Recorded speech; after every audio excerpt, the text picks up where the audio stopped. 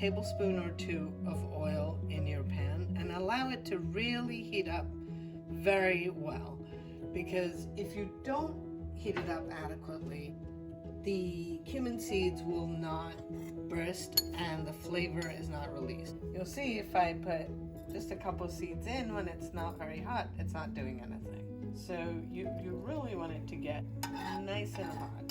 So test it again with just a couple of seeds. If it starts to crackle, you know that it's getting hot, getting ready for the rest of your seeds.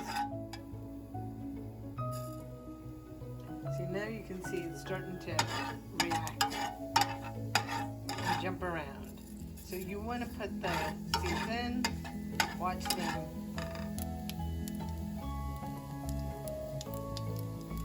really crackle. Not only are they crackling, they're just positively jumping up and down. You can hear the crackling, and you'll be able to also, the fragrance, the aroma will be quite strong, so you know you're done. But now move it to the side before you put your next ingredients in, just because otherwise, as you can see here, they're starting to burn. And once it's burnt, you've lost your flavor.